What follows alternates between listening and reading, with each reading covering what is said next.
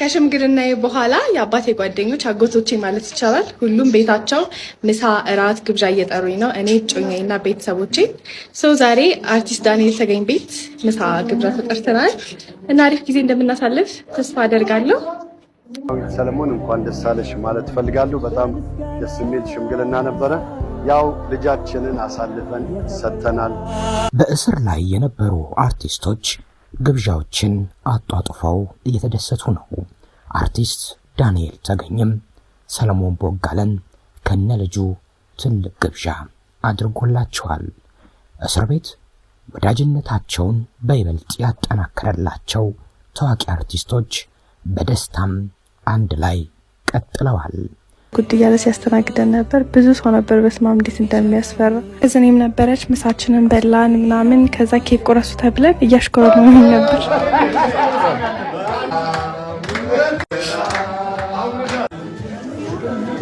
ዳኒ በጣም እናመሰግናለን። እንደዚህ እንዳከበርከን ፈጣሪ ያክብረን። አርቲስት ዳንኤል ተገኝ ከሰሞኑ ሽማግሌ የተላከላትና የጓደኛውን የአርቲስት ሰለሞን ቦጋለን ልጅ ማርያማዊት ሰለሞን ቦጋለን ከነጮኛዋ እንኳን ደስ አለሽ በማለት ከናባቷና ከቤተሰቦቿ ከጓደኞቻቸው እስር ቤትም አብረው የነበሩትን ሁሉ በመጥራት በቤቱ ትልቅ ግብዣን አድርጎላታል።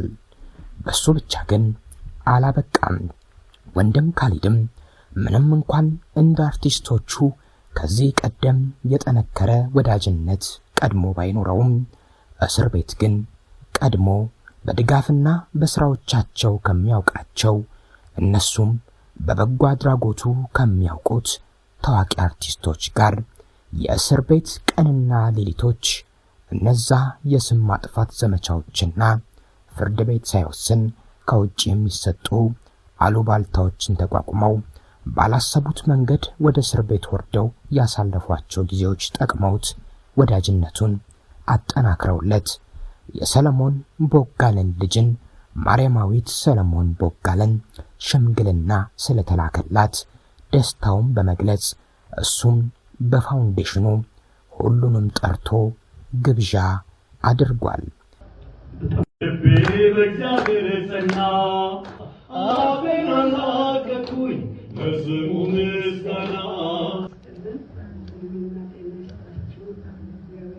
እንደዚህ ተመራርቀን ተደስተን ወደ የቤታችን ሄድን። ወንድም ካሊድ በጣም እናመሰግናለን። በምትሰራው ስራ ሁሉ እግዚአብሔር ካንተ ጋር ይሁን ባይ። ከእስር ተፈተው ለዚህ ስለበቁም ለወዳጆቹ ጭምር አባቷ ለዚህ ክብር ስለበቃ እንዲሁም ሌሎቹም ስለተፈቱ እንኳን ደስ አላችሁ ብሏል። በእነዚህ ስነ ስርዓቶችም የእነዚህ አርቲስቶች የክፉና የደግ ጊዜ ወዳጆች በሙሉ ተገኝተዋል። እነ ፍቃዱ ከበደን ጨምሮ ሳምሶን ታደሰ ቤቢ ግን በእነዚህ ፕሮግራሞች ላይ ብዙም አልታየም። በእጮኛ ሽማግሌ ያስላከችው ማርያማዊት በብዙዎች እንዴት አባቷ እስኪረጋጋ አረፍ እስኪል ከዚያ ውጥረት ወጥቶ ትንፋሽ እስኪወስድ እንኳን አትጠብቀውም፣ እንዴት በአንዴ የራሷን ደስታ አስቀድማ ይህንን ታረጋለች በሚል ከፍተኛ ወቀሳን አስተናግዳ ነበር ለሰለሞን ቦጋለ ባሰቡ ሰዎች። ነገር ግን አባቷ አርቲስት ሰለሞን ቦጋለ በዚህ አልተከፋም። እንደውም ከስር እንደወጣ ደስታ ነው እጁን ዘርግቶ የተቀበለው።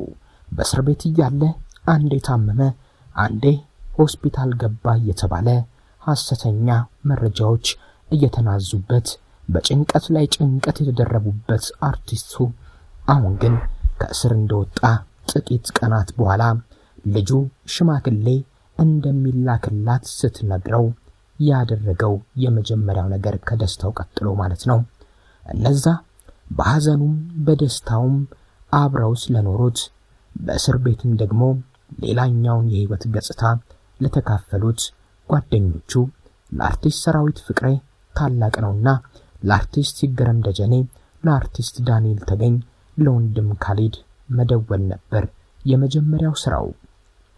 ባሳለፍነው ዓመትም አባቱን በሞት ያጣው ሰለሞን ቦጋለ እነዚህን ጓደኞቹን የልጄን ሽማግሌዎች ተቀብላችሁ የምታስተናግዱት መልስም የምትሰጡት እናንተ ናችሁ በማለት በክብር ጠርቶ እንደ ቤተሰብ ከነበሩበት የእስር ቤት መንፈስ ወጥተው አብረው ጨፍረው የሰለሞን ልጅን ፈቅደናል ብለው እንዲሁም ጥያቄዎችን ጠይቀው ግራና ቀኝ መስቀለኛ ጥያቄዎችን አንስተው ለዚህ እስካው ሰው ከሆነስ ልጃችንን እንሰጣለን በማለት ፈቅደው የማርያማዊትን ሽምግልና ስነ ስርዓት በይበልጥ አድምቀውት ነበር።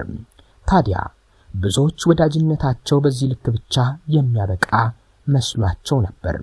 ነገር ግን አርቲስት ዳንኤል ተገኝ ወንድሜ ሰለሞን እንኳን ልጅህን ለመዳር ለቻልክበት ለዚህ ቀን አደረሰ በማለት ሽምግልና የተላከላትን የሰለሞንን ልጅ እንኳን ለዚያ በቃሽ በማለት በቤቱ ትልቅ ግብዣን አድርጎ ጠርቷቸዋል። በዚህ ግብዣ ላይም በእስር ቤት አብረው የሰነበቱት አርቲስቶች ሁሉም ተገኝተው የዳንኤል ተገኝን ግብዣ ማዕድ ተቋድሰዋል፣ እስክስ ብለዋል፣ ተመራርቀዋል፣ የደስታ ቀንም አሳልፈዋል። በዚህ ድግስ ላይም እንደሌላው ቤተሰብ እጮኛዋን ትተው ማርያማዊትን ብቻ ሳይሆን እሷን ከነጮኛዋ በመጋበዝ ነው የቤተሰቡ አባል በማድረግ ድግሱ የተደረገው። ከእጮኛዋ ጋርም ኬክ እንዲቆርሱ በማድረግ ዳንኤል ተገኝ የወንድምና የጓደኝነት ኃላፊነቱን በሚገባም ተወጥቷል። ነገር ግን ድግሱ አሁንም ማብቃት አልቻለም፣ አላበቃም። ከዛ በመቀጠል ደግሞ እኔም የናንተ ጓደኛ በመሆኔ ኩራት ይሰማኛል። እናንተ አርቲስቶች ሆናችሁ ለዓመታት አብራችሁ ኖራችሁ የተዋወቃችሁ እኔን ግን በቅርብ አውቃችሁኝ፣ ነገር ግን እስር ቤት ውስጥ ባዳ ሳታረጉኝ እንደራሳችሁ አይታችሁ ከራሳችሁ ጋር እነዛን ጊዜያት እንዳልፍ አድርጋችኋልና የናንተም ደስታ የኔም ደስታ ነው በማለት ወንድም ካሊድ ቀጣዩ ደጋሽ ሆኖ ተገኘ። ወንድም ካሊድ በፋውንዴሽኑ ሽማግሌ የተላከላትን የሰለሞንን ልጅና ጓደኞቻቸውን በመጥራት ግብዣ በማዘጋጀት ሌላ የደስታ ቀንም ፈጠረ። በዚህ ድግስ ከሽምግልናው ባሻገር ወንድም ካሊድ እስር ቤት አብረው ታስሮ የነበሩትን አርቲስቶችም እንኳን ለቤታችሁ አበቃችሁ ብሏቸዋል። አርቲስት ይገረም ደጀኔ አስቴርም ከነባለቤቱ በመገኘት በዚህ ግብዣ ላይ ዝማሬን ጭምር በማሰማት መንፈሳቸውን አድሷል። እስር ቤት በነበሩበት ወቅትም ይህንን ይገረም በተደጋጋሚ ያደርግ ነበር። ሌሎቹም በእስር ቤት የነበሩ አርቲስቶች በዚህ ስነ ስርዓት ላይ ተገኝተዋል። ሰለሞን ቦጋለም ለልጁና ለእጮኛዋ የተባረከ ትዳር እንዲሰጣቸው ተመኝቷል። በዚህ ስነ ስርዓትም ምረቃው እንዲሁም ጭፈራውና እልልታው ሁሉም ሙሉ ነበር። ብዙዎችን እያነጋገረና ግራ ያጋባ ያለው ግን የልጁ የማርያማዊት ሰለሞን ቦጋለ ሃይማኖት ሲሆን በማህበራዊ ሚዲያዎቿ የፕሮቴስታንት መዝሙሮችን ብቻ እየዘመረች ሆነ ለምትሰራቸው ቪዲዮዎች ስትጠቀም ትታያለች። ታዲያ በሽምግልናዋ ዕለት ግን ዘፈኖች የተከፈቱ እሷም ስትጨፍር ጭምር ታይታ ነበር። አሁን ደግሞ በኦርቶዶክስ ተዋሕዶ መዝሙር ግብዣዋ ሲታጀብ ታይቷል። ብዙዎችም ለአባቷ ስም ብላ ነው እንጂ ማርያማዊት እጮኛዋ ፕሮቴስታንት አድርጓታል፣ ግን አባቷን ላለማስከፋት ብላ በሽምግልናዋ ቀን ድባቡ የተለመደ የሽምግልና ድባብ እንዲሆን ፈቅዳለች። እሷ ግን ቆይታለች በማለት ይናገራሉ። ብዙ ጥረቶች ውስጥ የነበሩት እነዚህ አርቲስቶች ከብዙ የማይነጉ የሚመስሉ ሌሊቶች፣ ትችቶች፣ ዘለፋዎች እንዲሁም ፍርድ ቤት ሳያረጋግጥ ፍርጃዎችና በኋላም እንደሚደሰቱ ነገር ግን አግኝተው ወይም ደግሞ እንደሚደሰቱ ያልጠበቁ ሰዎች የነሱን መጥፎ ነገር ብቻ ሲመኙላቸው ቆይተው አሁን የሚደሰቱበትን ነገር አግኝተዋል። የሰለሞንን ልጅ ማርያማዊትን ለመዳር ሽር ጉድ ማለት ከሰርግ ያልተናነሰ የሽምግልና ድግስ በመደገስ ደስታቸውን ማሳየት። በዚህ ድግስ ላይም ለበርካታ ቀናት አብረውት እስር ቤት የነበሩ ጓደኞቹ ከሰለሞን ጋር አብረው የደስታው ተካፋይ በመሆን ለመጀመሪያ ጊዜም ወደ አደባባይ ብቅ ብለው ታይተዋል። ከዚያ በፊት ግን እነዚህ አርቲስቶች ከእስር ከተፈቱ በኋላ የትኛው ሚዲያ ላይ አልታዩም ነበር። ስላከበርሽ እግዚአብሔር አብዝቶ ይባርክሽ። ዘመንሽ ይባረክ፣ ዘርሽ ይባረክ።